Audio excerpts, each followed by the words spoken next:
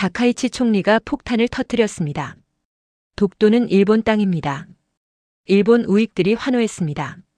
한국은 또 말로만 항의하겠지 늘. 그랬으니까요. 하지만 3시간 후 일본 외무성이 발칵 뒤집혔습니다. 한국이 쏘아 올린 13기의 위성 중 1기가 독도 상공을 90분마다 통과한다는 분석이 전 세계로 퍼져나간 것입니다. 누리호 발사되었습니다. 구름도 밤도 뚫는 하늘의 눈. 일본의 도발은 하루 만에 한국 우주기술을 세계에 각인시키는 최악의 자충수가 되었고, 다카이치의 최악의 타이밍 지지율은 42%에서 31%로 폭락했습니다. 역사상 최악의 자충수, 그 충격적인 전말을 지금 공개합니다. 그 전에 구독과 좋아요 눌러주시면 우리나라의 위상이 됩니다. 그리고 대한민국이 최고라고 생각하신다면 댓글로 한국 최고라고 남겨주시면 감동하늘에게 큰 힘이 됩니다. 저는 국제정치 컨설턴트입니다. 미국 워싱턴에 본사를 둔 전략자문사에서 12년째 일하고 있어요. 일본계 미국인이라는 배경 때문인지 아시아 관련 프로젝트는 늘 제게 먼저 왔죠. 그해 5월, 저는 도쿄지사로 파견됐습니다. 회의실에 들어섰을 때 25명쯤 앉아 있었어요. 일본 외무성 고위 관료, 방위성 실무진, 정치권 자문단까지 섞여 있었죠. 공기가 무거웠습니다. 제가 앉자마자 외무성 국장이 서류를 펼쳤어요. 총리께서 이번 주 내 독도 관련 발언을 준비 중입니다. 그가 말했습니다. 저는 놀라지 않았어요. 독도 문제는 이미 수십 년간 반복된 패턴이었으니까요. 일본 정치인이 발언을 하면 한국이 항의하고 양국 외교 채널이 몇 주 동안 시끄럽다가 조용해지는 구조였죠. 미국에서도 이 주제는 늘 같은 방식으로 다뤄졌습니다. 회의가 시작됐습니다. 방위성 담당자가 먼저 말했어요. 한국의 반응은 예측 가능합니다. 외교부 성명, 국회 규탄, 시민단체 시위가 전부죠. 주변 사람들이 고개를 끄덕였어요. 저도 그렇게 생각했습니다. 제가 미국에서 배운 자료들도 똑같은 결론을 내렸거든요. 한 보좌관이 질문했습니다. 만약 한국이 군사훈련을 독도 인근에서 강행하면요? 국장이 웃으며 대답했어요. 그래봤자 일회성입니다. 미국이 개입하면 끝나죠. 저는 그 말에 동의했습니다. 한미동맹 구조상 한국이 독자적으로 강경 대응을 지속하긴 어려웠으니까요. 회의는 2시간 동안 이어졌어요. 결론은 명확했습니다. 총리 발언은 예정대로 진행하되 표현을 약간 부드럽게 조정한다. 한국의 반발은 2, 3주 안에 가라앉을 것이다. 저는 메모를 정리하며 생각했죠. 역시 익숙한 시나리오구나. 회의가 끝나고 복도로 나왔을 때 일본 측 담당자가 제 옆으로 왔습니다. 나오미 씨, 이번엔 정말 별일 없을 거죠? 그가 물었어요. 저는 확신에 찬 목소리로 대답했습니다. 네, 데이터상으로도 한국의 대응 패턴은 15년째 변하지 않았습니다. 그날 저녁 호텔방으로 돌아와 노트북을 켰어요. 미국 본사에 보낼 브리핑 초안을 작성했죠. 일본 총리의 독도 발언은 내부 정치용입니다. 한국의 반응은 예측 범위 내이며 지역 안보에 실질적 영향은 없을 것으로 판단됩니다. 저는 그렇게 썼습니다. 창밖으로 도쿄 야경이 펼쳐져 있었어요. 저는 와인 한 잔을 따라 마셨습니다. 내일이면 이건도 정리되겠지. 그렇게 생각했어요. 제가 얼마나 틀렸는지 그때는 몰랐습니다. 다음 날 아침 회의가 또 있었습니다. 이번엔 미국 본사와 화상으로 연결됐어요. 워싱턴 본부장이 화면에 나타났죠. 나오미, 일본 측 반응은 어때? 그가 물었습니다. 저는 준비한 대로 답했어요. 안정적입니다. 총리 발언 후 한국의 항의가 예상되지만 통제 가능한 수준입니다. 본부장이 고개를 끄덕였어요.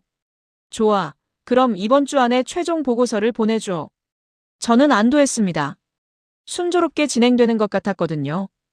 회의가 끝나고 자리에서 일어서려는데 일본 방위성 담당자가 말했습니다. 아, 참고로 한국이 이번 주에 로켓 발사를 한답니다. 저는 멈칫했어요. 로켓이요? 네, 누리호라고 하던데요. 실험용 발사체래요. 그가 대수롭지 않게 말했습니다. 별건 아니겠죠? 저는 고개를 끄덕였어요. 그렇겠죠. 한국 우주 프로그램은 아직 초기 단계니까요. 사실 저는 한국 로켓에 대해 아는 게 거의 없었습니다.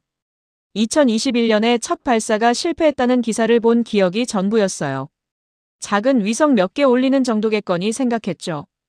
일본 측도 마찬가지였습니다. 회의실 분위기는 여전히 느긋했어요. 점심시간에 저는 호텔 근처 카페로 갔습니다.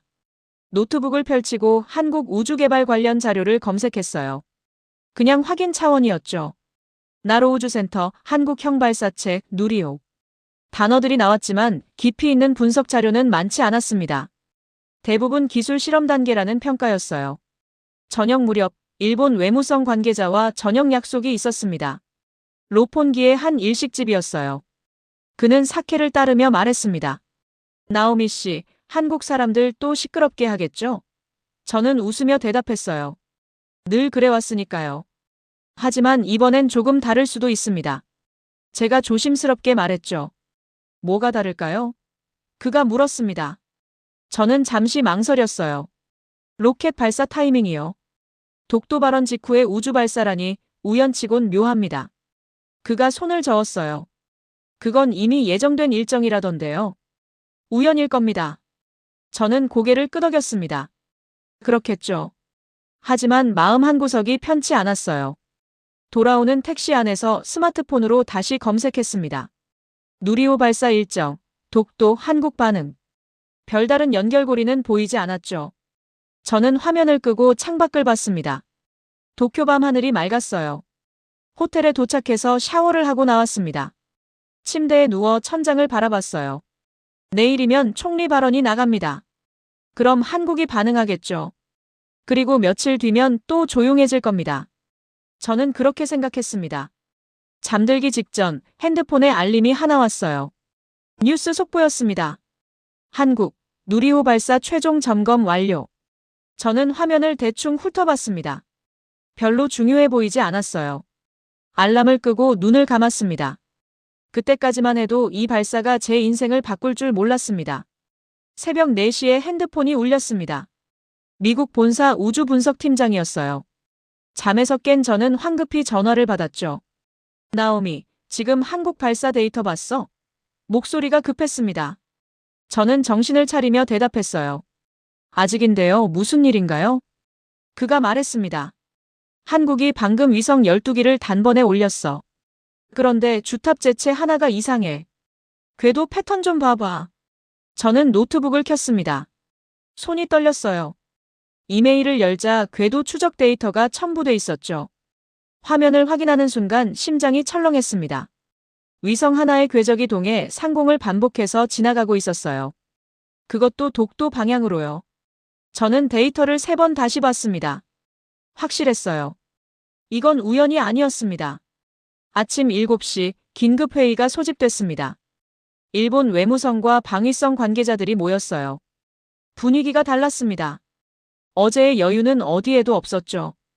국장이 저를 바라봤습니다. 나오미 씨, 설명 좀 해주시죠. 저는 자료를 펼쳤어요. 한국이 발사한 위성 중 하나가 특이한 궤도를 보입니다. 동해와 독도 상공을 90분 간격으로 통과하는 패턴입니다. 회의실이 조용해졌어요. 한 참모가 물었습니다.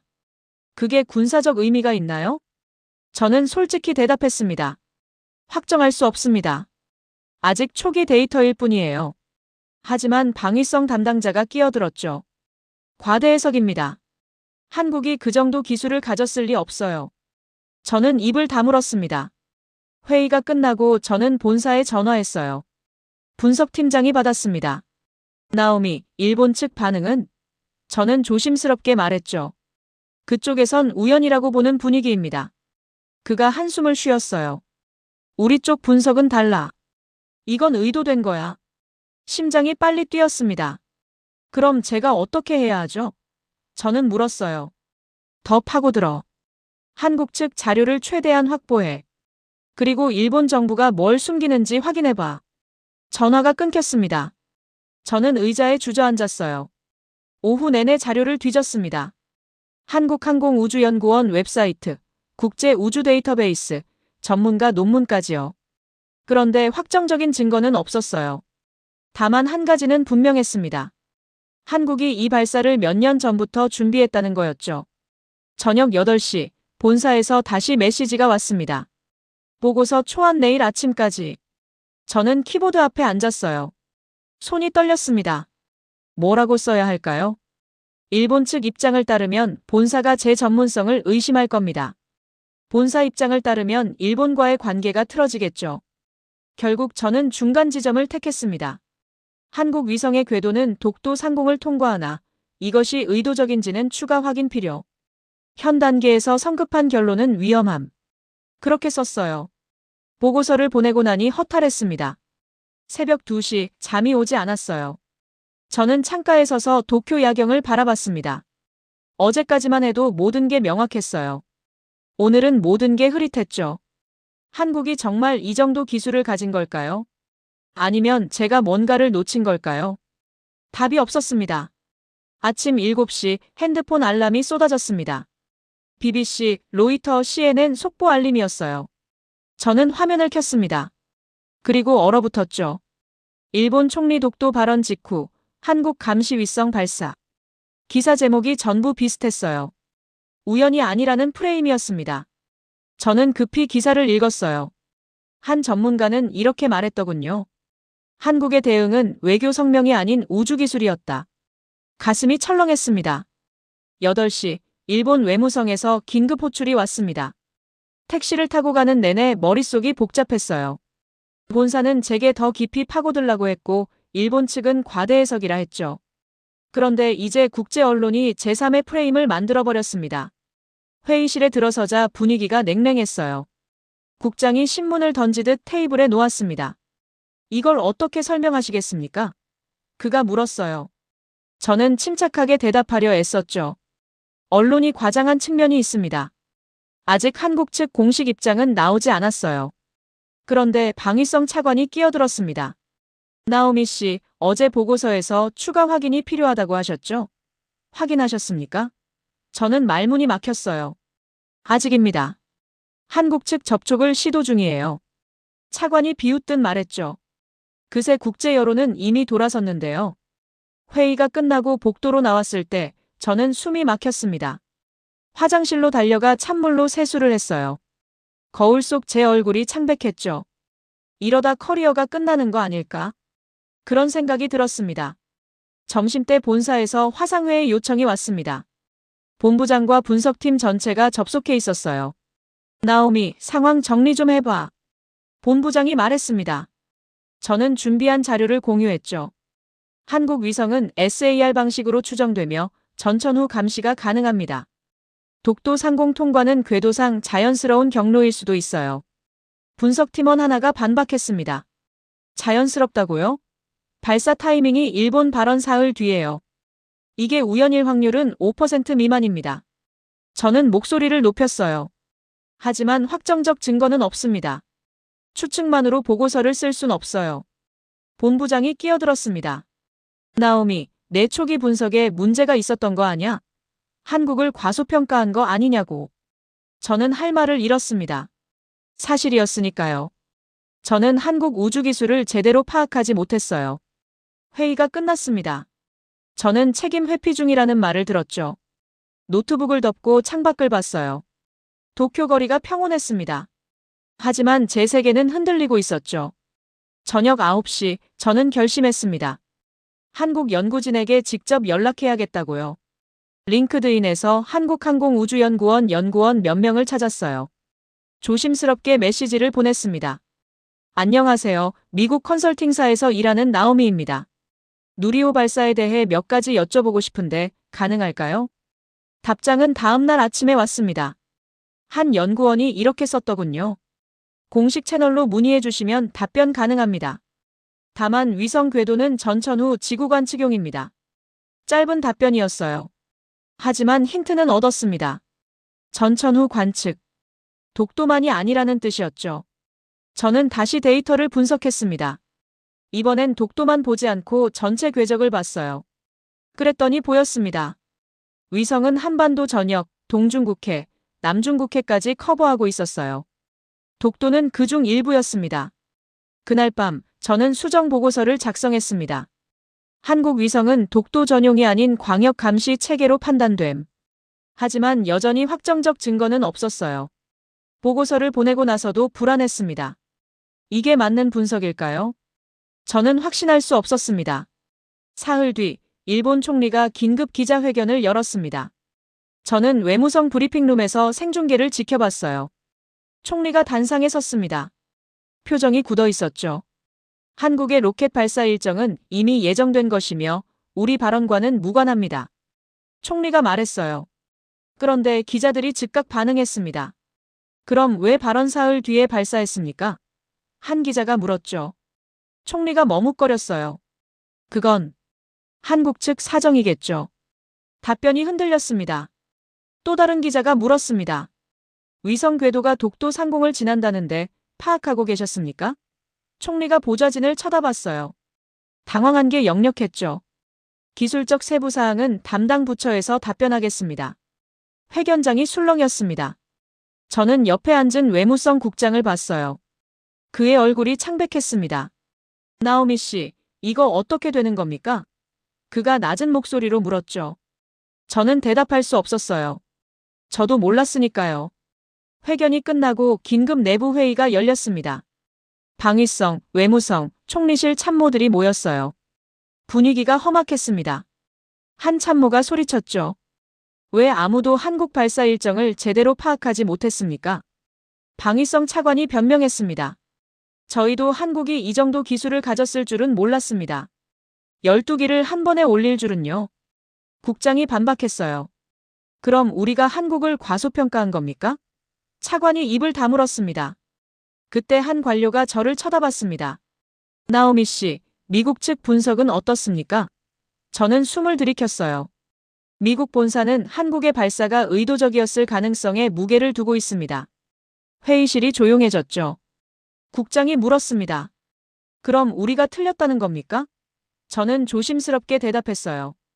한국 우주기술에 대한 평가를 재조정할 필요가 있습니다. 그가 책상을 쳤어요. 이미 늦었어요. 국제 여론은 이미 돌아섰다고요. 회의가 끝나고 저는 복도로 나왔습니다. 다리가 후들거렸어요. 화장실로 가서 찬물로 세수를 했죠. 거울을 보니 제 얼굴이 피곤해 보였습니다. 12년 커리어가 흔들리고 있었어요. 저녁에 본사에서 전화가 왔습니다. 본부장이었어요. 나오미, 일본 내부 상황이 어때? 저는 솔직하게 말했습니다. 혼란스럽습니다. 그들도 한국 기술을 제대로 파악 못했어요. 본부장이 한숨을 쉬었죠. 너도 마찬가지잖아. 가슴이 철렁했습니다. 죄송합니다. 제가 초기 분석을 잘못했습니다. 저는 인정했어요. 본부장이 말했습니다. 지금 중요한 건 사과가 아니야. 정확한 분석이지. 한국에 직접 가볼 생각은 없어. 저는 멈칫했습니다. 한국에요? 그래, 현장에서 직접 확인해. 연구원들 만나보고 데이터 받아와. 본부장의 목소리가 단호했어요. 저는 대답했습니다. 알겠습니다. 전화를 끊고 나서 창밖을 봤어요. 도쿄 야경이 여전히 아름다웠습니다. 하지만 저는 이제 이 도시를 떠나야 했죠. 답을 찾으러요. 진짜 답은 서울에 있을 테니까요. 그날 밤 저는 항공권을 예약했습니다. 도쿄에서 서울로 가는 비행기였어요. 출발은 이틀 뒤였죠. 노트북을 덮으며 생각했습니다. 한국은 정말 어떤 나라일까? 제가 몰랐던 게 뭘까? 곧 알게 되겠죠. 인천공항에 도착한 건 오후 2시였습니다. 입국장을 나오자 서울의 공기가 느껴졌어요. 도쿄와는 달랐죠. 더 빠르고 더 역동적인 느낌이었습니다. 택시를 타고 강남으로 향했어요. 미리 약속을 잡아둔 한국항공우주연구원 출신 박사가 있었습니다. 김태훈 박사였죠. 그는 지금 민간 우주 컨설팅 회사를 운영하고 있었어요. 카페에서 만나기로 했습니다. 김 박사가 먼저 와 있었어요. 40대 중반쯤 돼 보이는 남자였죠. 악수를 나누고 앉았습니다. 멀리서 오셨네요. 그가 웃으며 말했어요. 저는 커피를 주문하며 대답했죠. 직접 듣고 싶었습니다. 누리호에 대해서요. 김 박사가 고개를 끄덕였습니다. 뭐가 궁금하신가요? 저는 노트북을 펼쳤어요. 궤도 데이터를 보여주며 물었죠. 이 위성이 독도 상공을 지나는 건 의도된 겁니까? 그가 잠시 화면을 보더니 말했습니다. 의도라는 게 뭘 의미하는지에 따라 다르죠. 저는 되물었습니다. 무슨 뜻인가요? 김 박사가 설명했어요. SAR 위성은 전천 후 지구 관측이 목적입니다. 한반도 전체, 주변 해역, 분쟁 가능 지역을 모두 커버하죠. 독도도 그중 하나예요. 그렇다면 독도만을 겨냥한 건 아니라는 말씀이군요. 제가 확인했습니다. 김 박사가 웃었어요. 하지만 독도를 배제한 것도 아니죠. 그는 명확히 말했습니다. 우리는 우리 영토를 감시할 권리가 있어요. 그게 다른 나라 발언 직후였든 한 달 뒤였든 상관없습니다. 저는 할 말을 잃었어요. 그날 저녁 김 박사의 소개로 현직 연구원을 만났습니다. 대전 연구단지에 있는 작은 식당이었어요. 이름은 밝힐 수 없다는 조건이었죠. 그는 30대 후반의 엔지니어였습니다. 저는 질문했어요. 누리호 개발이 얼마나 걸렸습니까? 그가 대답했습니다. 공식적으론 10년입니다. 하지만 사실상 20년이죠. 나로호 실패부터 계산하면요. 저는 놀랐어요. 그렇게 오래요? 그가 고개를 끄덕였습니다. 2013년 나로호가 겨우 성공했어요. 그때도 일단 로켓은 러시아 거였죠. 순수 한국 기술은 아니었어요. 그래서 우린 다시 시작했습니다. 완전히 우리 힘으로요. 목소리에 자부심이 묻어났어요. 2021년 첫 발사는 어땠습니까? 제가 물었죠. 그가 잠시 멈칫했습니다. 실패했어요. 위성 모형은 궤도에 올랐는데 목표 고도에 미달했죠. 언론이 난리였습니다. 하지만 우린 포기하지 않았어요. 왜 포기하지 않았습니까? 저는 조심스럽게 물었습니다. 그가 저를 똑바로 봤어요. 우리는 실패하면 다시 시작하는데 익숙한 나라예요. 기술은 넘어질수록 성장하니까요. 그 말이 가슴에 와닿았습니다. 다음 날 아침, 저는 또 다른 전문가를 만났습니다. 국방 전략을 연구하는 교수였어요. 서울대 연구실에서 만났죠.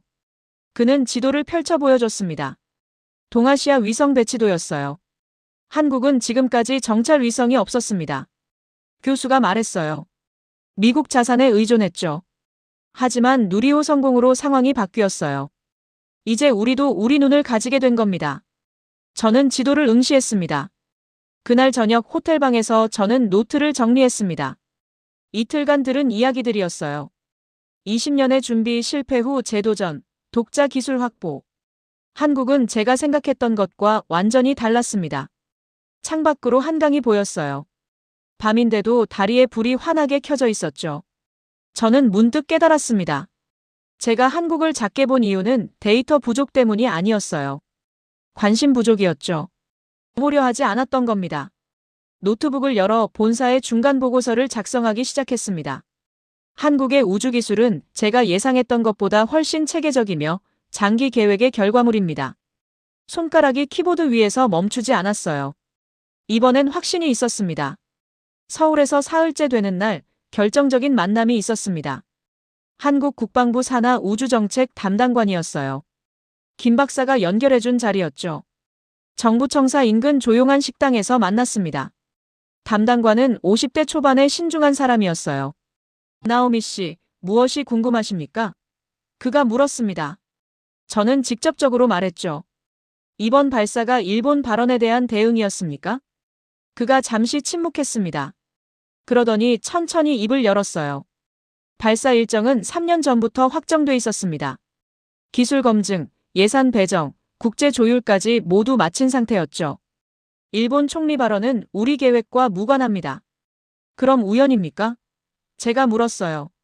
담당관이 고개를 저었습니다. 우연은 아니죠. 우리는 언제든 이런 상황이 올 거라 예상했어요. 그래서 준비했습니다. 독도를 포함한 우리 영토 전체를 감시할 능력을요.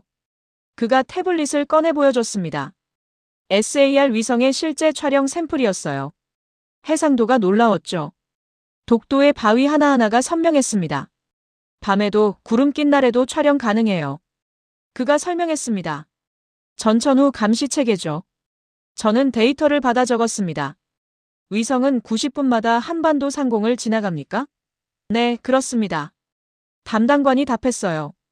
독도뿐 아니라 서해, 남해, 동해 전체를 커버합니다. 이건 공격 무기가 아니라 방위 자산이에요. 그날 오후, 저는 한국항공우주연구원을 직접 방문했습니다. 대전에 있는 본원이었어요. 연구원 로비에 누리호 모형이 서 있었죠. 실물 크기는 아니었지만 압도적이었습니다.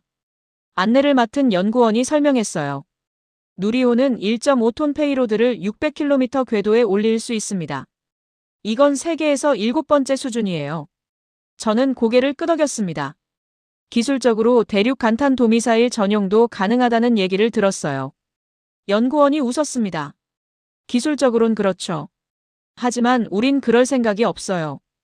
우주 개발이 목적이니까요. 그의 눈빛이 진지했습니다. 저는 믿었어요. 저녁에 호텔로 돌아와 최종 보고서를 작성했습니다. 키보드를 두드리는 손에 힘이 들어갔어요. 한국의 위성 발사는 일본 발언에 대한 즉흥적 대응이 아닙니다.